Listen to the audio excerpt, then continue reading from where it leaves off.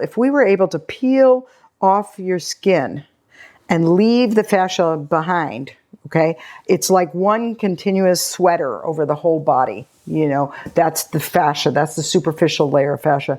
And actually we did that, and I was in a dissection class. I'm Leigh Ankrum. I've spent nearly 40 years with my hands on the human body, learning to treat the whole of a person, not just a part.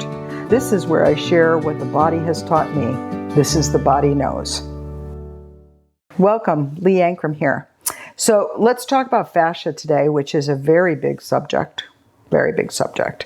And let's get to know it. Let's do that. Let's get to know fascia. So there are 3 layers of fascia in the body. There's a superficial layer, a middle layer, and a deep layer. The superficial layer, if we were able to peel off your skin and leave the fascia behind, okay, it's like one continuous sweater over the whole body. You know, that's the fascia, that's the superficial layer of fascia. And actually, I was in a dissection class where we did that, where we had to dissect so carefully and slowly that we left all that superficial fascia out. It took us a couple of days, there were several of us, to do it, but it was amazing. It was amazing. The middle layer of fascia, the mid layer of fascia, is fascia that is around everything. Everything. It is connected to everything. It is around every organ. It's around every bone. It's around all the nerves except the unmyelinated ones. It is everywhere. But the thing is it has different names in different places. So there's a very big interconnection between them all, between all of that fascia. And it's layers and layers and layers of it. Your pelvic bowl is so layered in fascia. There's so many layers of fascia in your pelvic bowl. And it has your organs stuck into some of the different layers and stuff. So it's really, really big. And then the deepest layer of fascia are the 3 layers of membrane that surround your brain and spinal cord.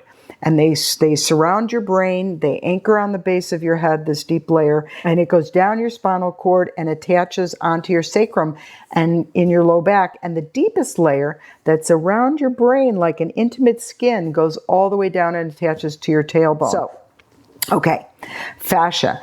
The other thing you need to learn about fascia is that it's semi-viscous. So fascia is semi-viscous because it actually has so many roles in the body. Fascia has so many roles. And this viscosity of it allows things to work and slide. Fascia is around muscles as well, which I didn't say. But it allows, the fascia around the muscles allow muscles to do their job while sliding past each other, okay? Organs, it's around organs, and organs being next to muscles so that they don't adhere together. As soon as fascia starts adhering, which we'll talk about in a sec, things start to diminish, like function starts to diminish. But what I want to talk about are the roles of fascia, because fascia has many roles. One of them is protective. One of them is also to help movement. One is also to help actually kind of keep the structure organized and integrated. But there's also chemical processes that run through the fascia. There's a hemodynamic process with the fascia. Hormones are being translated through fascia, and frequency, sort of the energy frequencies, are being translated through all of the fascia. So that's why fascia plays this massive role. It's a massive role.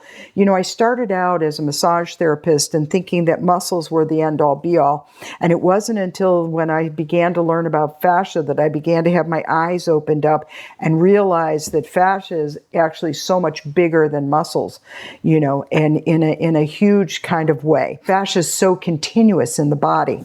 So, you know, it's really important. You know, in every video I keep saying this, although I never would have thought I would, is that hydration is such a huge part in how fascia is handling itself. So here's the thing. Let me explain this to you. Fascia, as I said, is semi-viscous.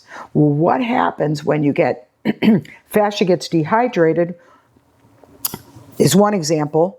Or fascia is around something, say it's around your kidney. Something's going on with the kidney. The fascia around the kidney will begin to turn from semi-viscous to crystalline. So it changes its molecular structure based upon dehydration as one example, based upon dysfunction as another example. Okay, so it turns crystalline. And when it does that, it begins to adhere to its neighbor. So in our example of the kidney, so let's talk about the left kidney. So something goes on. The renal fascia around the kidney becomes more crystalline. When it does that, you have the pancreas that's just in front of it. And the pancreas has its own fascia around it. As a matter of fact, all the fascias of the body actually connect onto the pancreas. But anyway, the kidney will adhere to the pancreas. When it does this, dysfunction decreases in both of them even more. So you have this decrease in the function. You also have this decrease in the hemodynamic and the chemical and the hormonal function that's traveling through the fascia, that's actually traveling through the fascia fibers.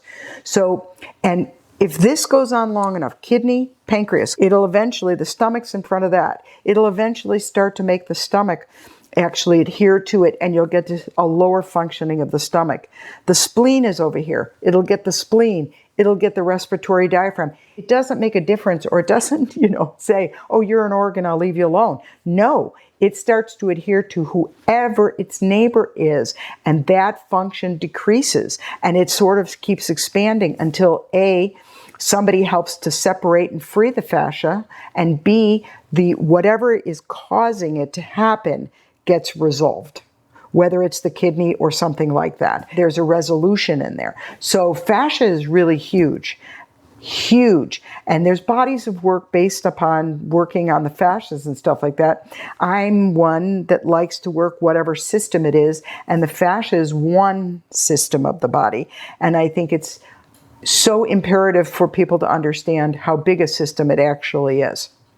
Thank you for spending this time with me. If you found it valuable, please subscribe to the show and share it with someone with whom you think it might benefit. Until next time, keep learning.